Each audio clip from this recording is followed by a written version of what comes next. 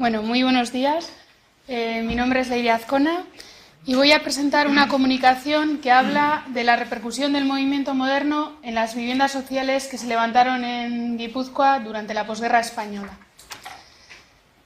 Espero contribuir al Congreso exponiendo los resultados, las conclusiones de un trabajo que analiza un patrimonio construido, rara vez catalogado, pero que constituye, a mi entender, una parte muy importante del patrimonio del parque edificado y, a mi entender, además, es la prueba de que el legado del movimiento moderno está también en las construcciones más modestas. No sé si se ve, me he dado cuenta ahora de que no se ve la pantalla completa. No, y el movimiento moderno en... Sí, es porque voy a poner el PDF mejor. No, es el... Vale. Aparte me ha cambiado el tipo de letra y tal.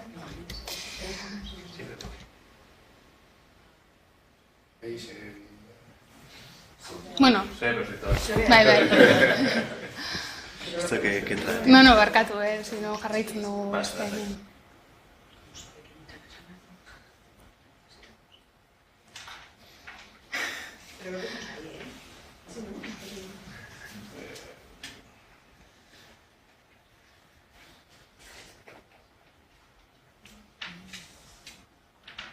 Vale. Bueno, como decía, creo que estos edificios, que rara vez son catalogados, también son legado del movimiento moderno. Y además, como ayer recordó Isabela de Rentería, cuando habló sobre la rehabilitación del edificio Brunenea en Hondarribia, que aparecerá alguna imagen de ese edificio aquí también, creo que para intervenir con éxito como arquitectos en la rehabilitación de edificios de este tipo es necesario que comunidades de propietarios, pero también los arquitectos, valoremos los edificios en los que vamos a intervenir. Entonces, bueno, el movimiento moderno y su corriente racionalista influyeron sobremanera a que la producción masiva de viviendas pasara a ser un tema central en la arquitectura. En poco más de 30 años, Europa sufriría el impacto de 2 guerras mundiales y, aunque pueda resultar paradójico, fue en este tiempo de entreguerras, en las décadas de los años 20 y 30, cuando se gestaron buena parte de los paradigmas de vivienda obrera, además de los planes urbanísticos más ambiciosos. Los países del centro y del norte de Europa, que estaban más adelantados en los procesos de industrialización, se enfrentaron antes al problema de superpoblación y experimentaron también antes con las posibilidades que ofrecían los tipos de baja densidad. Pero desde que se celebraron los primeros congresos internacionales de arquitectura moderna, quedó de manifiesto que la solución a la vivienda vendría de la mano de modelos residenciales de tipo colectivo. Tanto ricos como pobres aspiraban a vivir en casas confortables e higiénicas, dotadas de agua corriente, luz natural y aire renovado en cantidad. Y los bloques lineales de poco fondo y fachadas enfrentadas parecían ofrecer una solución igualitaria al problema. Además, el aumentar la altura de los bloques a 3 o 4 plantas estaba de acuerdo con lo dictado por la Carta de Atenas y su afán por liberar el espacio urbano. España no participó en las guerras mundiales, pero tuvo su propia guerra civil y una dictadura que se prolongó durante 40 años. Hubiera estado bien.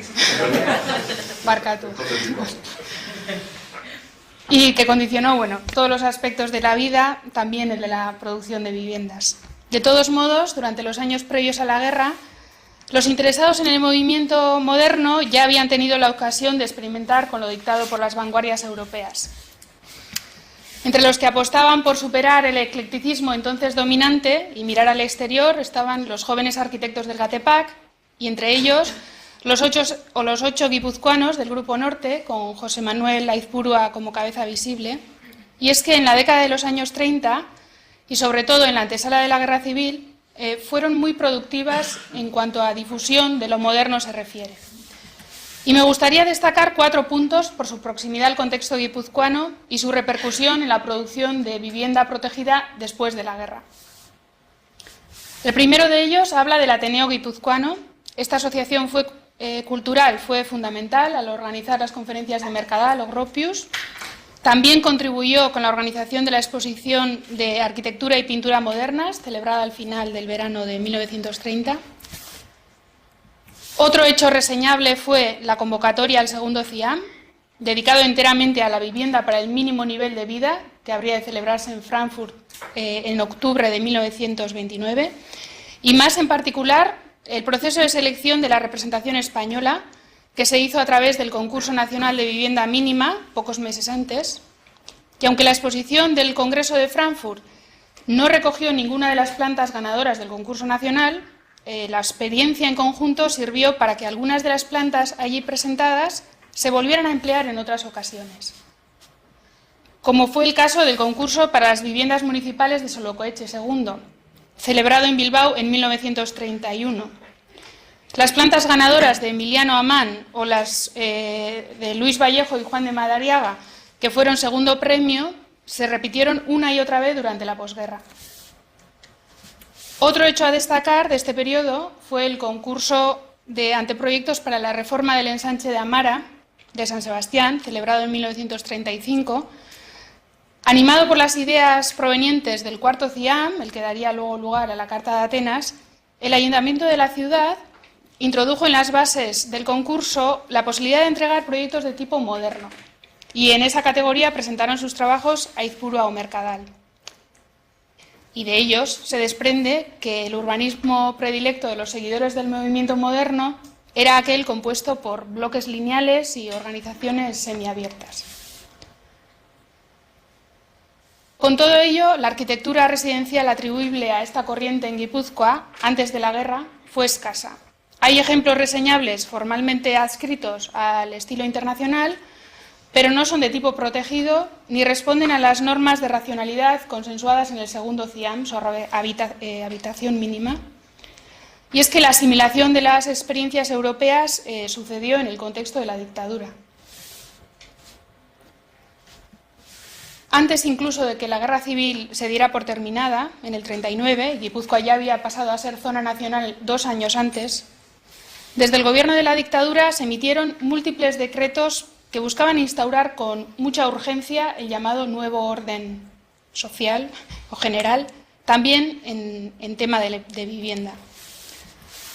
Las instituciones que ampararon la protección de viviendas durante la posguerra fueron el Instituto Nacional de la Vivienda desde el 39 y su sucesor directo, el Ministerio de Vivienda, a partir del 57. Y básicamente fueron 4 las disposiciones legales que promovieron la protección. Al mismo tiempo, se hicieron un montón de puntualizaciones, motivadas tanto por las dificultades económicas como por las carencias técnicas. A lo largo de 20 años hubo viviendas protegidas de todo tipo, de renta reducida, de renta limitada, de renta mínima, bonificadas, subvencionadas. Y pese a todo, la Administración no alcanzó el objetivo de dotar de vivienda digna a los más desfavorecidos. Además, como había pasado antes de la guerra, siguieron subvencionándose viviendas que incluso hoy podrían considerarse de lujo. Por poner un ejemplo, la Ley de Renta Limitada del 54 incluía un amplio rango de categorías dentro de la misma calificación y amparaba por igual viviendas de 50 metros cuadrados de la obra sindical del hogar como viviendas de 200 metros cuadrados con habitación de servicio y promovidas por particulares. Con el tiempo, la promoción pública directa irá disminuyendo en favor de la privada y con ello las condiciones de salubridad de las primeras ordenanzas irán rebajando su nivel de exigencia, sobre todo en relación a la orientación y también a las superficies mínimas. Y en cambio, esto apenas afectó al diseño organizativo y constructivo de las plantas. Y aparte de ciertas variaciones en las superficies, casi todas las viviendas reprodujeron el mismo esquema.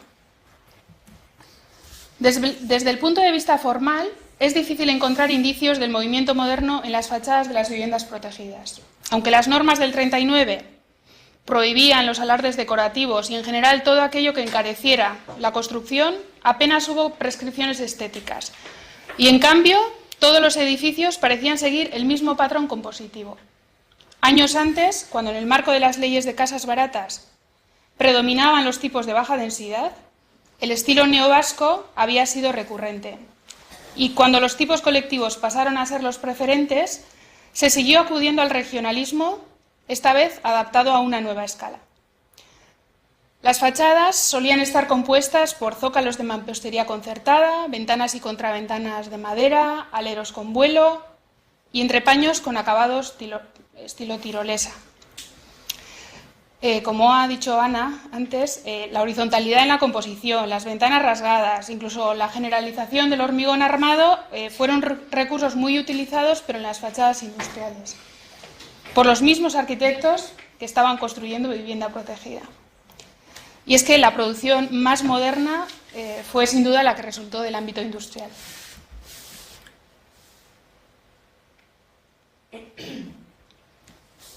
Tal y como se ve en esta imagen. Las conclusiones expuestas hasta ahora parten de un trabajo de investigación en el que se inventariaron 87 proyectos con casi un total de 6.000 viviendas, todas ellas construidas en Guipúzcoa durante la posguerra y amparadas por las leyes de protección. Para profundizar en la tipificación de las plantas, se redibujaron y analizaron exhaustivamente 15 proyectos que corroboran la falta de variedad en las soluciones empleadas. Las tablas comparativas que ven en pantalla muestran más similitudes que diferencias. Por ejemplo, la dinámica habitual fue la de adaptar el lugar al edificio, y no al revés. Desde el principio se descartaron terrenos sospechosos de requerir cimentaciones costosas, salvo en casos puntuales, donde los valles eran muy angostos, como en Eibar o Arrasate, y los usos industriales tenían preferencia a la hora de elegir el emplazamiento.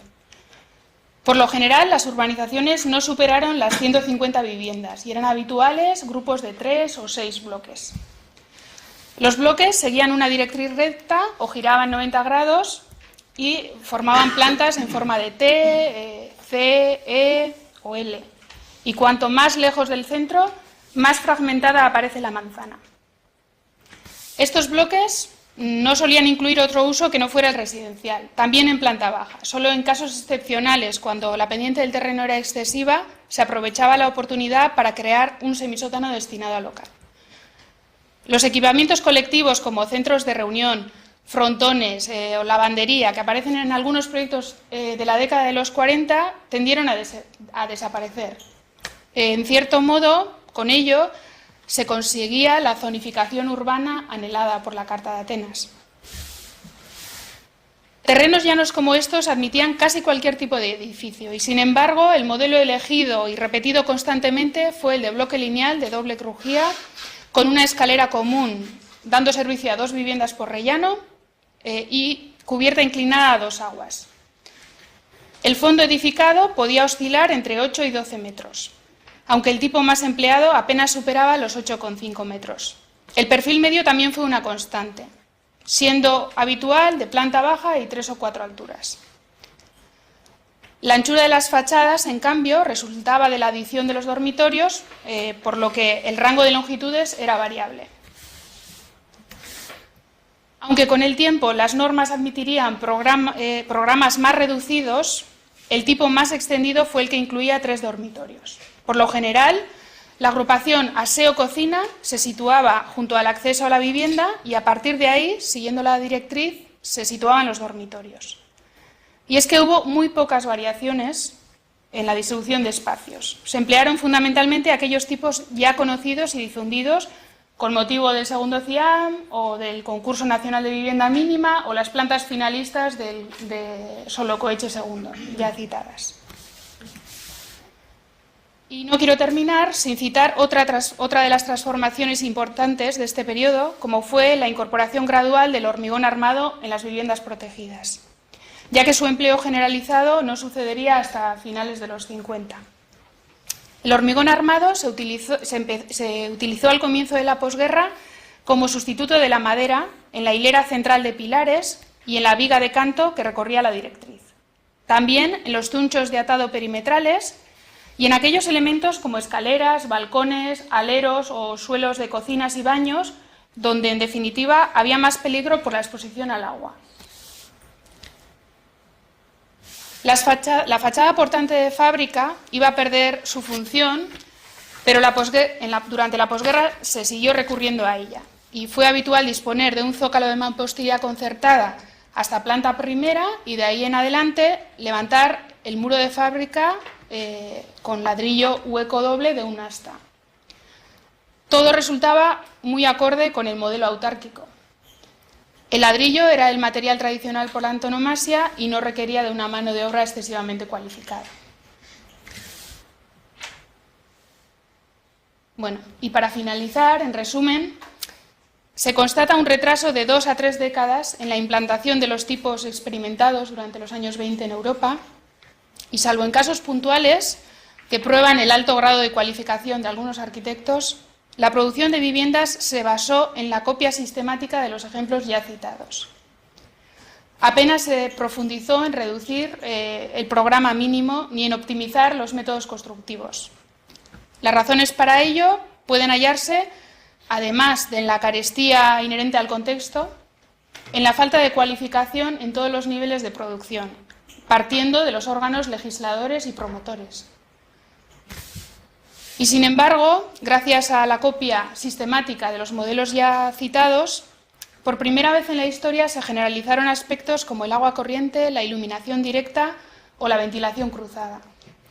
Más allá de cuestiones compositivas, la repercusión del movimiento moderno se halla, a mi entender, en la implantación masiva de estos prototipos, cuya construcción resultó del todo acorde con la realidad productiva del país. Y bueno, muchas gracias por su atención.